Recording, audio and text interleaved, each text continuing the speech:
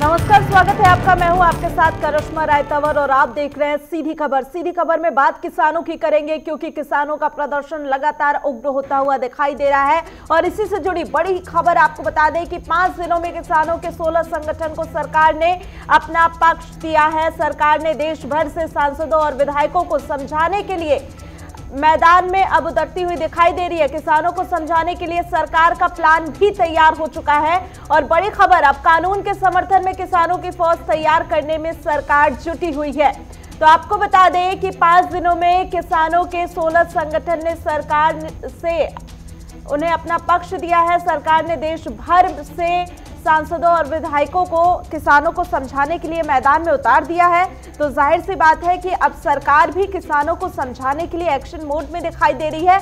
और लगातार सरकार की कोशिश है कि किसी तरीके से किसानों को समझा बुझाकर ये आंदोलन खत्म किया जाए। लेकिन सबसे बड़ी चुनौती ये है कि किसान 20 दिन से ज्यादा का समय होने जा रहा है और अभी भी तमाम बॉर्डर्स में डटे हुए हैं और उनकी तरफ से प्रदर्शन किया जा रहा है और वो अपनी मांगों से पीछे हटने के लिए तैयार नहीं है। लेकिन इसी बीच जिस तरीके से कल भी कृषि मंत्री नरेंद्र सिंह तोमर की तमाम किसान संगठन के साथ बैठक हुई थी और इस दौरान उन्होंने कहा था कि कुछ किसान संगठन ने उन्होंने अपने इस कृषि कानून को लेकर अपना समर्थन दिया था। तो ऐसे में समझा जा सकता है कि कहीं ना कहीं सरकार भी इस कोशिश में है कि किसान का जो समर्थन है वो इस कानून को लेकर सरकार को मिले। तो आपको बता दें कि आखिर आज का दिन ये खास क्यों होने वाला है। ग्राफिक्स के जरिए आपको बता रहे हैं कि किसान आंदोलन को लेकर यूपी में खाप का समर्थन मिला है।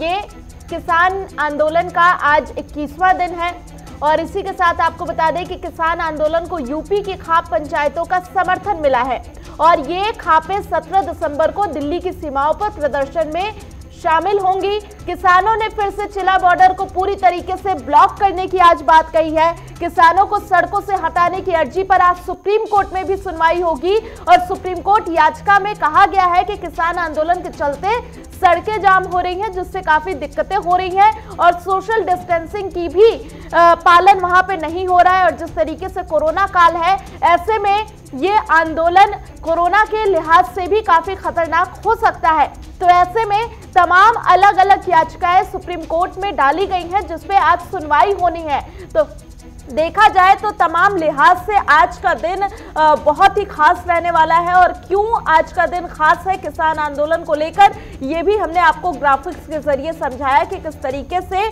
तमाम जो यूपी की खाप है अब उन्हें भी उनकी तरफ से भी आपको बता दें कि इस आंदोलन को समर्थन दिया जा रहा है।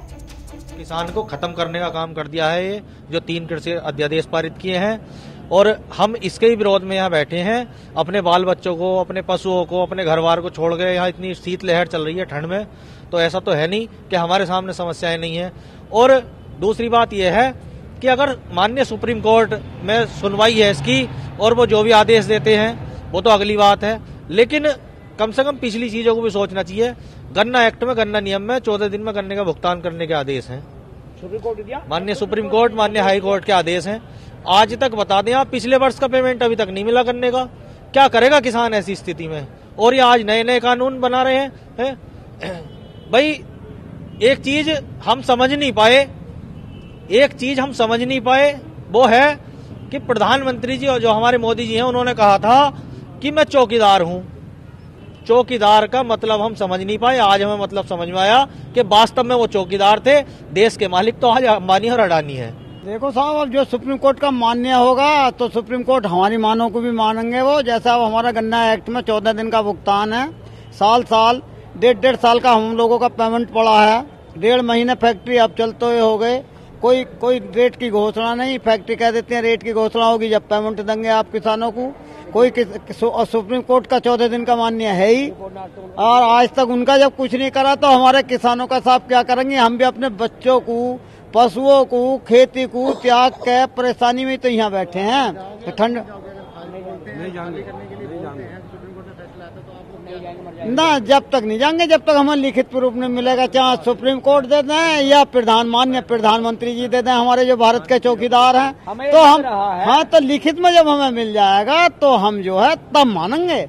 और अलिखित में तो हमने एक कोई हमारे घर आया कि भैया तेरा काम आज ना होकर कल कर देंगे हम, लिखित है नहीं, हमने उसे टहला दिया था। और जब हमने सोचन बुद्धि से सोची कि यार ठीक है हम इस काम को ना करते तो वो तो हो जाएगा। तो आपको बता दें कि कल गुजरात दौरे पर पहुंचे प्रधानमंत्री नरेंद्र मोदी ने एक बार फिर से किसानों को समझाने की कोशिश की थी कि ये जो बिल है उनके हित में है और कहीं ना कहीं विपक्ष उन्हें भड़काने की, उन्हें बहकाने की कोशिश कर रहा है। ऐसे में प्रधानमंत्री ने क्या कुछ कल कहा था वो भी आपको दिखा देते हैं। ज्यादातर बाजारों पर सरकारों का सीधा दखल नहीं है। साथियों, यह उदाहरण मैं विस्तार से इसलिए दे रहा हूं क्योंकि आजकल दिल्ली के आसपास किसानों को भ्रमित करने की बड़ी साजिश चल रही है। उन्हें डराया जा रहा है कि नए कृषि सुधारों के बाद किसानों की जमीन पर दूसरे कब्जा कर लेंगे। देश पूछ रहा है कि ऐसी ही आजादी अनाज और दाल पैदा करने वाले छोटे और सीमांत किसानों को क्यों नहीं मिलनी चाहिए। साथियों, हाल में हुए कृषि सुधारों की मांग बरसों से की जा रही थी। अनेक किसान संगठन भी पहले ही मांग करते थे कि अनाज को कहीं पर भी बेचने का विकल्प दिया जाए। आज जो लोग विपक्ष में बैठकर किसानों को भ्रमित कर रहे हैं वो भी अपनी सरकार के समय इन कृषि सुधारों के समर्थन में थे, लेकिन अपनी सरकार के रहते वो निर्णय नहीं ले पाए, किसानों को झूठे दिलासे देते रहे। आज जब देश ने यह ऐतिहासिक कदम उठा लिया तो यही लोग किसानों को भ्रमित करने में जुट गए हैं। मैं अपने किसान भाई बहनों से फिर एक बार कह रहा हूं, बार बार दोहराता हूं कि उनकी हर शंका के समाधान के लिए सरकार 24 घंटे तैयार है। किसानों का हित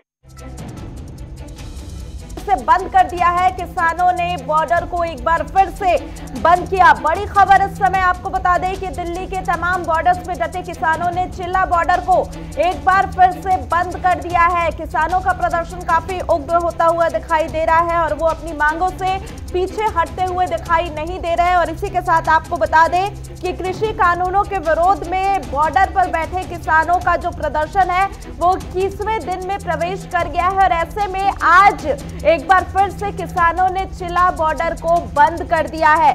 तो बड़ी खबर, बड़ी अपडेट आपको बता रहे हैं। धरने पर बैठे किसानों ने कल ही इसका ऐलान कर दिया था कि हो सकता है कि वो आज चिल्ला बॉर्डर को जाम करेंगे। वहीं चिल्ला बॉर्डर पर भारी तादाद में पुलिसकर्मी तैनात कर दिए गए हैं और जिस तरीके से बॉर्डर को बंद किया गया है इससे तमाम लोगों को भी काफी दिक्कतें हो रही हैं। हालांकि किसानों का साफ तौर पे कहना है कि जिस तरीके से सरकार उनकी बातों को, उनकी मांगों को नहीं मान रही है, ऐसे में उन्हें चिल्ला बॉर्डर बंद करने पर मजबूर होना पड़ा है। तो ये बड़ी खबर, बड़ी अपडेट आपको बता रहे हैं इस समय।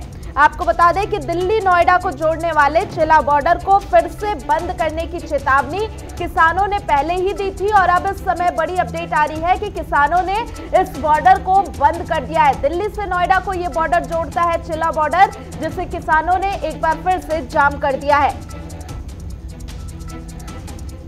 तो आपको बता दें कि इस बॉर्डर के बंद होने से हजारों लोगों की मुश्किलें बढ़ने वाली हैं, क्योंकि तमाम लोग जो दिल्ली नोएडा से जिनका आना जाना रहता है उन्हें काफी दिक्कतें होंगी। और इसी खबर पे ज्यादा जानकारी के साथ हमारे संवाददाता प्रणय शर्मा इस समय लाइव जुड़े हुए हैं। प्रणय, जिस तरीके से किसानों की तरफ से पहले ही चेतावनी दी गई थी बॉर्डर को बंद करने के लिए, अब जाम कर दिया गया है, क्या स्थिति वहां पर दिखाई दे रही है? हाँ बिल्कुल, देखिए करिश्मा, चिल्ला बॉर्डर की अगर हम बात करें तो उसी बॉर्डर को किसानों ने खोला था।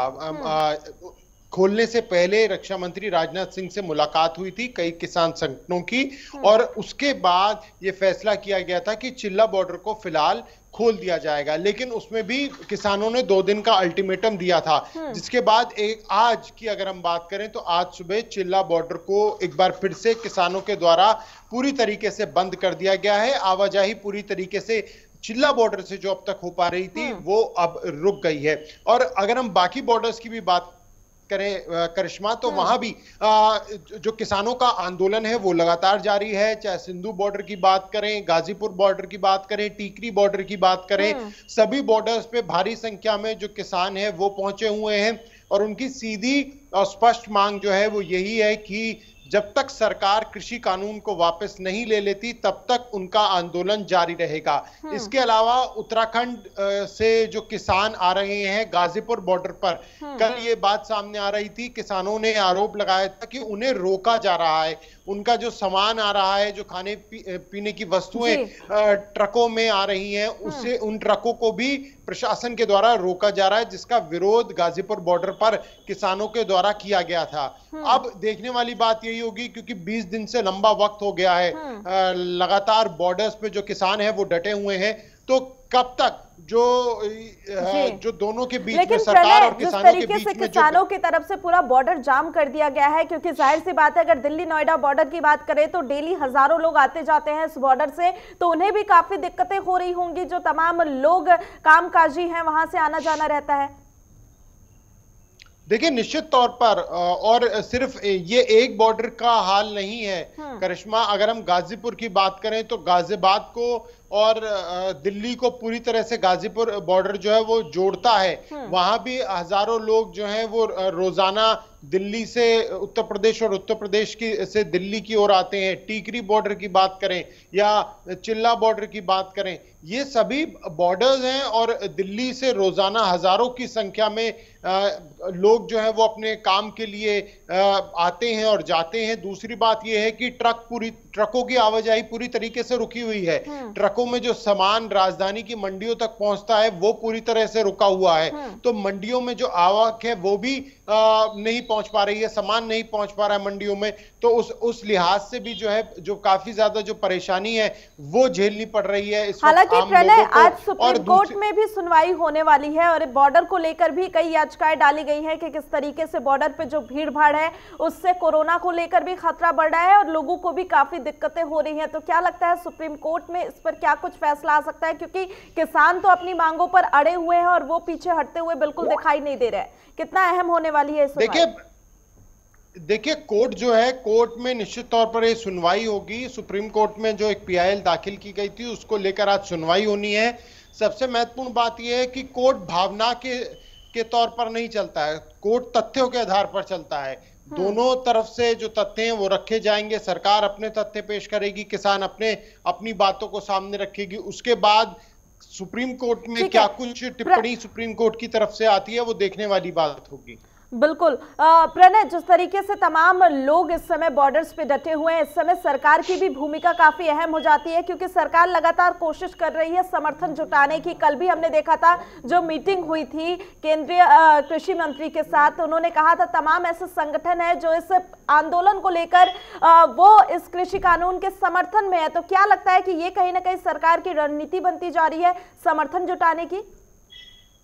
देखिए बैठकों का दौर लगातार जारी है, चाहे केंद्रीय कृषि मंत्री नरेंद्र सिंह तोमर के साथ जो संगठन बैठक कर रहे हैं उनकी बात करें, रक्षा मंत्री राजनाथ सिंह के साथ जो बैठक कर रहे हैं उनकी बात करें, या अमित शाह ने जो भी एक महत्वपूर्ण बैठक की थी किसान संगठनों के साथ उनकी बात करें। सरकार की कोशिश यही है कि बातचीत के जरिए कोई हल निकाला जा सके, और हल भी आखिरकार बातचीत के जरिए ही निकलना है। ये बात किसान भी जानते हैं, बात सरकार भी जानती है, लेकिन जो गतिरोध दोनों के बीच में बना हुआ है वो खत्म होने का नाम नहीं ले रहा है, और लगातार जो किसान है जो उनकी संख्या है वो बढ़ती जा रही है। अगर हम गाजीपुर की बात करें, सिंधु बॉर्डर की बात करें, तो वहां पर रोजाना हजारों। प्रणय, आप हमारे साथ बने रहिए, इसी बीच चलिए दिखा देते हैं कि आखिर सरकार की क्या कुछ रणनीति है इस आंदोलन को लेकर, और ग्राफिक्स के जरिए ये हम आपको समझा देते हैं कि आखिर ये आंदोलन किस तरीके से रुकेगा, इससे लेकर सरकार की क्या कुछ तैयारी है, क्या रणनीति है। तो आपको बता दें कि आंदोलन पर सरकार क्या कर रही है वो भी आपको बता देते हैं। सरकार अब कानून का समर्थन करने वालों की बड़ी फौज तैयार करने में जुटी हुई है, यानी कि सरकार की ये कहीं ना कहीं रणनीति बनती जा रही है किस तरीके से इस कानून का जो समर्थन कर रहे हैं उन्हें सामने लाया जाए। तो ये तमाम चीजें हम आपको बता रहे हैं। इसी के साथ सरकार ने इसके लिए अब देश भर के सांसदों और विधायकों की ड्यूटी भी लगा दी है ताकि किसानों को इसके बारे में समझाया जा सके। सरकार अब उन किसानों की लिस्ट तैयार कर रही है जो इस कानून के समर्थन में है। साथ ही सरकार ने 5 दिन में 16 संगठन का समर्थन जुटा भी लिया है। आपको बता दें कि AIKCC के किसान नेता VM सिंह और भाकियू भानु को अपने पक्ष में सरकार लेके आई है। पीएम मोदी का कच्छ में संबोधन सरकार की रणनीति का हिस्सा ही बताया जा रहा है और जिस तरीके से पीएम ने खुद गुजरात में किसानों से मुलाकात की और संदेश दिया, उससे भी एक रणनीति के तौर पे देखा जा रहा है। इसके साथ ही सरकार ने सोशल मीडिया पर भी बड़ा अभियान शुरू कर दिया है ताकि किसानों तक सरकार अपनी बात रख सके। तो ये तमाम वो तैयारी है इस समय जो सरकार कर रही है ताकि किसी तरीके से इस आंदोलन को खत्म किया जा सके और किसानों को समझाने के लिए सभी प्रवक्ताओं और नेताओं की ड्यूटी भी लगाई गई है। मोर्चे के सामने चुनौती खड़ी हो गई है कि कैसे सभी को एकजुट रखें। तो ये सरकार के सामने कुछ चुनौतियां भी है। सरकार अब उन किसानों की लिस्ट तैयार कर रही है जो समर्थन देने को तैयार है। और इस पूरे मसले पर हमारे साथ वरिष्ठ पत्रकार राकेश सिंह इस समय जुड़े हुए हैं, उनसे ज्यादा बातचीत करेंगे। राकेश, जिस तरीके से हम देख रहे हैं कि लगातार सरकार अपने समर्थन जुटाने में लगी हुई है, कहीं ना कहीं सरकार की ये रणनीति दिखाई दे रही है, लेकिन किसान भी अपनी मांगों को लेकर डटे हुए हैं और बातचीत से कोई हल निकलता हुआ दिखाई नहीं दे रहा है। तो क्या लग रहा है कि ये आंदोलन आखिर किस दिशा में जा रहा है और सरकार या किसानों की क्या रणनीति होने वाली है? सरकार के पॉइंट ऑफ व्यू से अब तक की जितनी सरकारों ने काम किया है, ये सरकार किसान के लिए सबसे बेहतर काम किया है।